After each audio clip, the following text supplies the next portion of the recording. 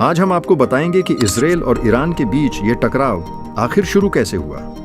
जब 1948 में इजराइल एक देश के रूप में स्थापित हुआ, तब ईरान ने आधिकारिक रूप से उसका खुलकर विरोध नहीं किया था। इतना ही नहीं, 1960 और 1970 के दशक में दोनों देशों के बीच गुप्त सहयोग भी था। उस समय ईरान में शाह का शासन था और ईरान तथा इजराइल दोनों ही अमेरिका के करीबी सहयोगी माने जाते थे। मतलब साफ है, शुरुआत में ये दोनों देश दुश्मन नहीं थे, लेकिन साल 1979 में ईरान में इस्लामिक क्रांति हुई। नमस्कार।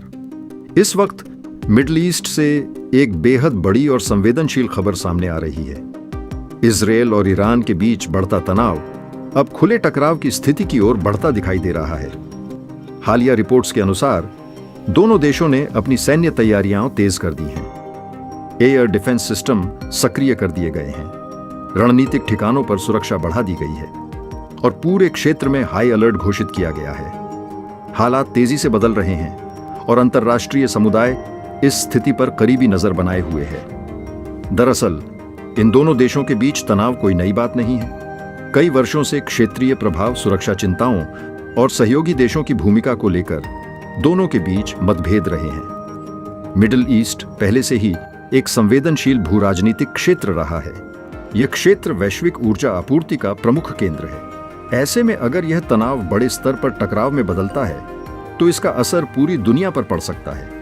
विशेषज्ञों का मानना है कि अगर स्थिति और बिगड़ती है, तो सबसे पहले तेल बाजार प्रभावित हो सकता है। तेल की कीमतों में अचानक उछाल देखने को मिल सकता है। इसके साथ ही वैश्विक शेयर बाजारों में अस्थिरता बढ़ सकती है। अंतर्राष्ट्रीय व्यापार मार्ग, खासकर समुद्री रास्ते, भी प्रभावित हो सकते हैं। दुनिया के कई बड़े देश कूटनीतिक स्तर पर सक्रिय हो चुके हैं। शांति की अपीलें की जा रही हैं, तनाव कम करने की कोशिशें जारी हैं। भारत जैसे देशों के लिए भी यह स्थिति बेहद महत्वपूर्ण है। भारत की ऊर्जा जरूरतों का बड़ा हिस्सा मिडिल ईस्ट से आता है।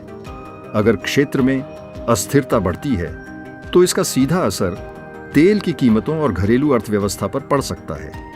हालांकि अभी तक स्थिति पूरी तरह नियंत्रण से बाहर नहीं कही जा सकती, लेकिन माहौल बेहद संवेदनशील है। आने वाले कुछ दिन बेहद महत्वपूर्ण साबित हो सकते हैं। आधिकारिक बयानों और अंतर्राष्ट्रीय प्रयासों पर बहुत कुछ निर्भर करेगा। क्या यह तनाव जल्द शांत होगा या फिर यह बड़े क्षेत्रीय संघर्ष में बदल सकता है? यह अभी कहना जल्दबाजी होगी। फिलहाल हम लगातार हालात पर नजर बनाए हुए हैं। जैसे ही कोई बड़ी और आधिकारिक अपडेट सामने आएगी, हम आपको तुरंत जानकारी देंगे। ऐसी ही महत्वपूर्ण और जिम्मेदार खबरों के लिए हमारे साथ बने रहिए। धन्यवाद।